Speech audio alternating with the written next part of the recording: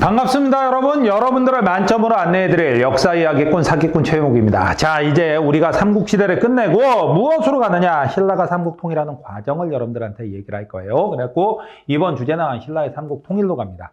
자, 첫 번째 보는 건 바로 뭐냐면 6세기 말에서 7세기에 국제관계를 여러분들 살펴볼 거예요. 6세기 말에서 7세기에 넘어간다. 도대체 어떤 국제관계가 나오느냐? 6세기 말에서, 자, 6세기 후반에서 이제 7세기에, 그러니까 500년대 후반에서 몇 세기? 자, 언제? 600년대. 이제 통일할 때까지 여러분들 국제관계를 여러분들 살펴볼 겁니다. 어떻게 됐느냐? 일단 신라가 엄청나게 먹었어요. 신라가 엄청나게 먹었다는 얘기가 바로 뭐냐? 신라가 진흥과 함께 잘 나갔죠. 그러다 보니까 백제까지 배신하고 이렇게 땅을 먹었어요. 이렇게 땅을 먹었어요. 그러다 보니까 이제 열받는 나라는 바로 누가 되겠습니까? 백제 열받죠. 그래갖고 백제는 당연히 누구랑 손을 잡아야 되겠어? 고구려랑 손을 잡아야 됩니다. 그래갖고 이런 동맹축이 하나가 나와요. 동맹축이 하나 나오죠.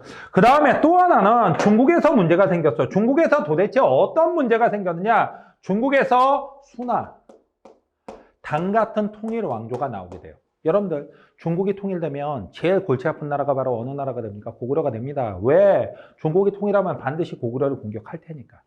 그러다 보니까 고구려는 이거를 견제하기 위해서 북방민족이었던 누구랑 연결하느냐? 여러분들, 다른 세력과 연결한 게 아니라 바로 돌골과 연결을 하는 거예요. 혹시라도 순화, 당, 이 나라들이 어디를 쳐들어오면, 고구려를 쳐들어오면 어떻게 한다? 바로 돌골이 내려갈 수 있게끔 만들어 놓은 거죠. 그 다음에 백제는 원래 친했던 나라가 바로 왜? 일본이 되는 거죠. 그러다 보니까 어떤 동맹축이 나오냐? 돌골, 고구려, 백제 외로 이어지는 남북의 동맹축이 나오는 거예요. 여기서 완전히 왕따 당한 나라가 바로 누가 됩니까? 신라가 이제 왕따를 당했죠. 이 신라는 큰일 났어. 여기서 이제 깔려 죽게 생겼어. 그런데 다행히도 어디를 차지했느냐? 한강 하류 지역을 차지했어요.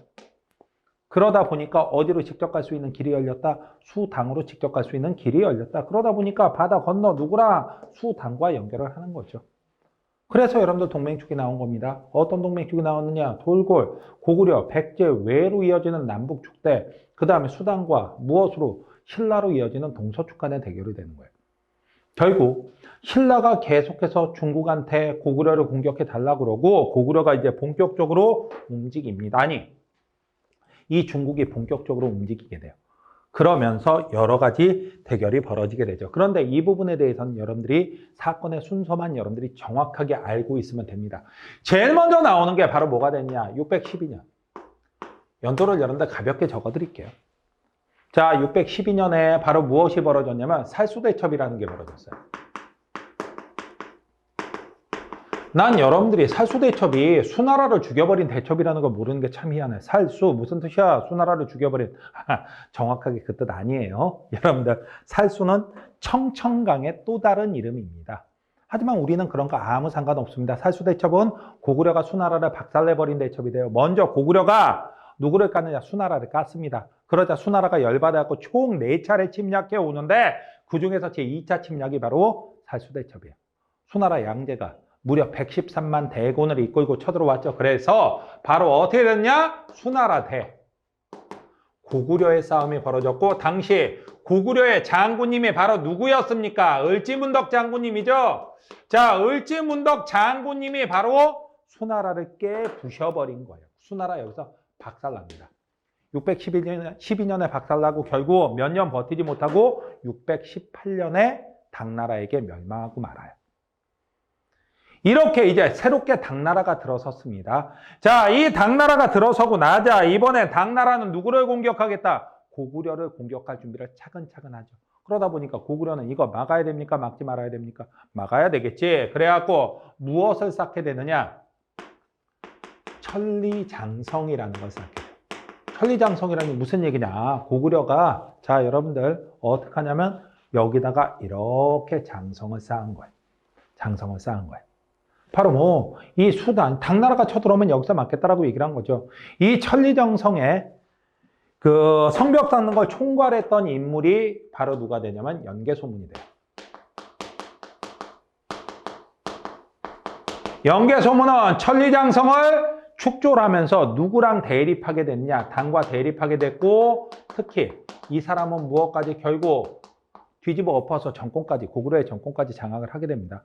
그러자 이제 당나라가 열받아갖고 자기를 적대시하는 연개 소문이 권력을 잡았으니까 안 되겠다 했고 고구려가 당나라가 쳐들어오게 됩니다.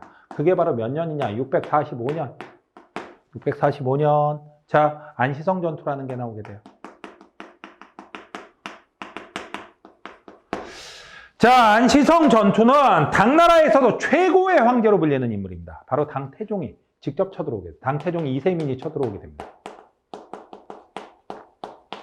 그렇게 하게 되고 여기에 대해서 저항했던 것은 바로 고구려가 되는데 고구려에서는 솔직히 말해서 정사에는 고구려의 장군님이 누구셨는지 안 나타나 있습니다. 하지만 야사에서는 누구 장군님으로? 양만춘 장군님으로 나와 있죠. 아니, 솔직히 말하면 당태종은 이미 천리장성을 넘었습니다. 그 다음에 원래 이 지역의 최대 성이었던 요동성도 함락을 했어요. 그래갖고 이제 고구려는 못 막는다라고 생각하고 쳐들어가고 있는데 안시성이라는 조그만 성에서 막힌 거예요. 그래갖고 열받아갖고 공격하라 했는데 6개월을 공격했는데도 성이 까딱도 안 합니다. 열받았죠. 그래갖고 이 당태종이 명령을 내렸다라고 그래요. 야, 저놈들은 성벽 위에서 쏘고 우리는 성벽 밑에서 공격하니까 아무래도 우리가 깨지는 것 같아.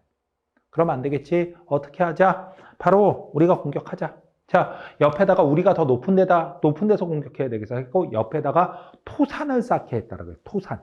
흙으로 산을 쌓는 겁니다. 그런데 그거에 안시성 성벽보다 높게 쌓으라고 그랬다는 거예요. 참 어이가 없죠. 그런 짓이 중국은 가능해요. 대가리 족수로 뭐든지 할 수 있습니다. 자, 그런데 어떻게 하느냐? 이 토산이 완성되자 고구려는 밑에서 땅을 파갖고 여러분들 토산을 무너뜨리고 무너진 틈을 타갖고 거기에 올라가서 정복을 해버립니다.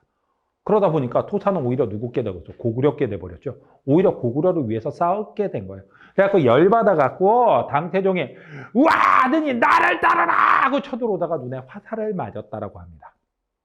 그리고 나서 할 수 없이 황제가 부상을 당했으니까 돌아가게 되는데 이때 멋진 장면이 있었다라고 얘기를 해요. 안시성조 양만춘한테 이 당태종이 무엇을 하냐면 선물을 줬다라고 합니다. 그대 대단한 장수다. 원래 이 당태종 이세민은 이세민이 바로 도와서 아버지 이연을 황제로 만든 인물입니다. 그리고 장수로서도 무적의 장수였어요. 근데 이 안시성을 함락을 못 시킨 거죠. 그래갖고 안시성주 양만춘한테 상을 주면서 그대가 내 부하가 아니라는 게 너무나도 안타깝다. 이러면서 상을 비단으로 내렸고요. 그 상을 받은 안시성주 양만춘 장군이 성벽 위에서 인사를 했다라는 그런 기록이 남아있어요. 안녕히 가십시오. 또 오십시오. 또 온다라고 해도 내가 이길 건데 이렇게 했죠.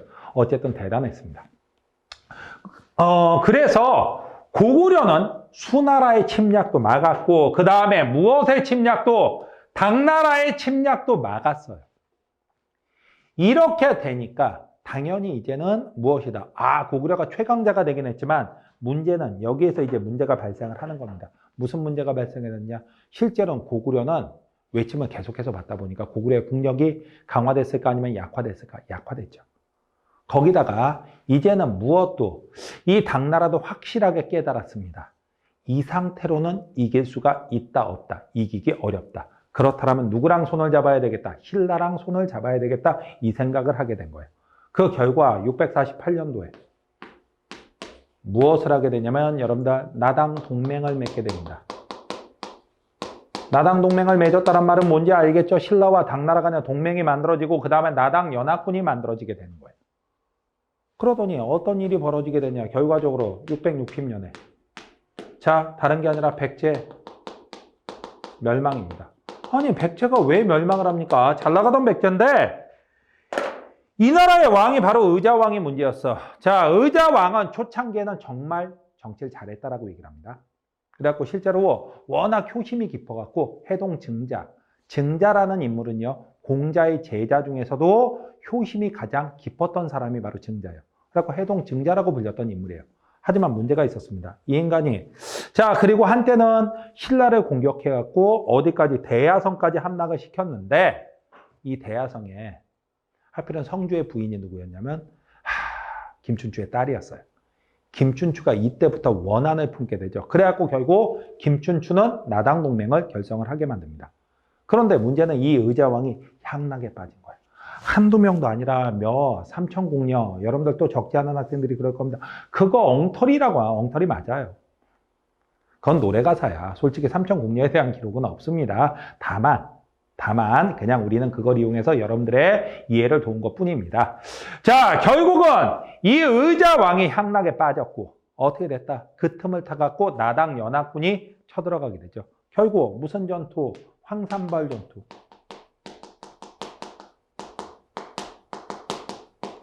자, 누구 장군님이었습니까? 계백 장군님.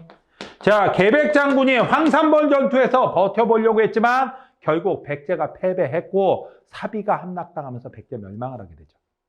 그리고 나자 이 당나라 놈들은 백제를 완전히 자기네 땅으로 만들기 위해서 무엇을 했느냐? 웅진도독부라는 걸 만들게 돼요. 웅진도독부를 만들게 되죠. 그런데 백제는 이렇게 망했지만 쉽게 무너질 수 있는 나라는 아닙니다. 이 백제가 바로 부흥운동을 하게 돼요.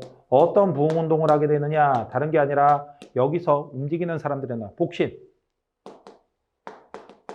도침, 부여풍, 흑치상지 같은 사람들이. 자, 백제를 다시 살릴 것이다 해갖고 막 싸우죠. 그래갖고 이 백제 부흥군과 특히 누가 도와주러 오느냐? 여러분들 일본 군대. 자, 왜 병력이 옵니다? 일본의 군대가. 하지만 결과적으로 이거는 누구랑 붙게 되는 나당 연합군하고 붙게 되는데 나당 연합군하고 붙었던 이 전투가 663년에 백강전투예요. 백강전투에서 붙었지만 결과적으로 이 싸움은 누구의 승리로 끝났느냐? 여러분들 다른 세력이 아니라 나당 연합군의 승리, 그 다음에 백제 부흥군과 일본군의 대패로 끝나고 맙니다. 그러면서 사실상 백제의 부흥군도 끝나고 말아요. 이렇게 백제는 완전히 무너졌다. 자, 그 다음에 이제 쳐들어갈 건 고구려야. 근데 이 고구려가 만만치가 않습니다. 왜? 당시 고구려 연개소문이라는 인물이 있었는데 이게 왜 무너지게 됐냐? 이유가 있었어요. 자, 어떻게 되냐면 여러분들 지도를 조금만 더 보죠. 자, 그만 이 고구려에서 지배자였던 연개소문이 죽어버려요. 그리고 못난이 아들 삼형제가 남았습니다. 자, 삼형제 이름이 성은 연씨예요. 남생이, 남산이, 남건이. 큰아들 이름이 연남생이야. 남생이. 아우, 어쩌다가 이름이 남생이냐 또. 근데 이 새끼가 어떻게 하느냐? 연개소문, 아버지가 죽고 나서 동생들하고 권력 투쟁을 하는데 여기서 칩니다. 그러자 어떻게 하냐면 여러분들 당나라에 항복해요. 그 다음에 당나라 군대 이끌고 쳐들어옵니다. 아무리 고구려라 해도 내부는 이길 수가 없는 거예요. 결과적으로 고구려도 멸망의 길을 걷게 됩니다. 백제가 멸망한 지 불과 8년 만에, 몇 년 지나지도 않아서 668년에 고구려 멸망이죠. 자, 668년에 고구려가 멸망을 하게 됩니다. 평양성이 함락당하고 멸망을 하게 되죠. 자, 평양이 이렇게 함락당했는데 당나라 놈들은 이제 고구려도 먹겠다요. 그래갖고 무엇을 하느냐? 이 고구려 평양 땅에다가 안동도호부라는 걸 설치해요. 안동도호부. 안동도호부는 무엇을 했느냐? 바로 고구려를 멸망시키고 나서 당나라 애들이 설치한 거예요. 그러자 고구려에서는 역시 무슨 운동이 나오느냐? 당연히 우리도 이렇게 무너질 수는 없다. 해갖고 부흥운동이 나오게 됩니다. 부흥운동은 누가 앞장섰느냐? 건모자. 그 다음에 안승. 그 다음에 고연무 장군 같은 사람들이 앞장을 서게 돼요. 자, 이런 상황이었는데 문제는 누구? 이 당나라 놈들 신라까지 먹겠다. 그래갖고 아예 솔직히 말해서 신라의 삼국통일을 도운 게 아니야. 우리가 이 한반도에 있는 나라들을 싹 다 없애려고 하는데 신라가 오히려 거꾸로 우리를 도와준 거야. 이런 소리를 하죠. 그러면서 결국 신라와 전쟁이 벌어지게 돼요. 그걸 바로 무슨 전쟁이라고 하느냐? 나당 전쟁이라고 얘기를 하죠. 나당 전쟁. 고구려 멸망하고 나니까 이제 최후의 승자를 가리기 위해서 신라와 당나라 간의 전쟁이 벌어진 거예요. 자, 전쟁이 벌어졌는데 이때 신라는 정말로 똘똘 뭉칩니다. 거기다가 누구까지 도와주느냐? 백제 유민, 고구려 유민까지 오히려 신라 편을 들어줘요. 그 결과 어떻게 되느냐, 여러분들. 자, 675년도에 매소성 전투. 그 다음이 676년도에 1년 뒤 기벌포 전투. 이 두 전투에서 당나라를 격파를 하게 되죠.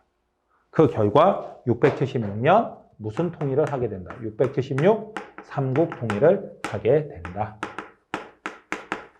여러분들이 여기는 순서를 정확하게 알아두셔야 됩니다. 여기는 순서 외에는 낼 게 없어요. 제일 먼저가 살수대첩, 수나라가 작살났다. 612년 연도까지는 필요 없어. 그 다음에 고구려는 자 당나라가 들어서자 당나라의 침략을 막기 위해서 천리장성을 쌓았다. 그리고 당나라가 쳐들어오자 안시성 전투에서 격파했다. 하지만 이렇게 고구려한테 깨진 당나라는 이제 누구랑 손을 잡는 작전을 펼친다. 신라랑 손을 잡는 나당 동맹을 만들고 나당 연합군을 만든다.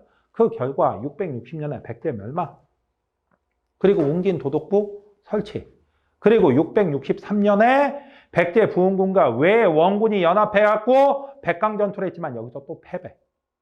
그리고 668년에 고구려 멸망, 그리고 그 다음엔 신라와 당나라 간의 최후의 승자를 가리기 위한 결승전 갔는데 자 매소성 전투와 기벌포 전투에서 승리를 하면서 신라가 삼국 통일을 하게 되었다. 연도를 다 적어드렸지만 그건 제가 연도를 알고 있다는 거 자랑하려고 해드린 거고요. 이건 순서만 여러분들 제대로 파악하시면 문제 다 푸실 수 있어요. 자 그렇다면 어떤 문제가 자 출제가 될 수 있는지 문제를 한번 살펴보도록 할게요. 자 이걸 지어놓고 문제를 봐야죠. 가에서 다는 고구려의 대외 항쟁과 관련된 내용이다. 일어난 순서대로 바르게 나열한 것은 해갖고 나와 있습니다. 여러분들 봅시다. 영계소문의 천리장성 축조 감독. 그 다음에 여러분들 이건 천리장성을 축조했다라는 거예요. 그 다음에 안시성 전투. 안시성 전투가 있었고 그 다음에 을지문덕의 살수대첩. 을지문덕의 살수대첩이 제일 먼저죠. 다가 제일 먼저네요. 그럼 답 나왔죠. 그 다음에 천리장성 축조했지만 그걸 넘어서 쳐들어왔다 깨진 게 안시성 전투죠. 그러다 보니까 다, 가, 나 정답은 몇 번? 5번이 답입니다. 쉽게 답 나오셨죠? 자, 그 다음 문제로 갑니다.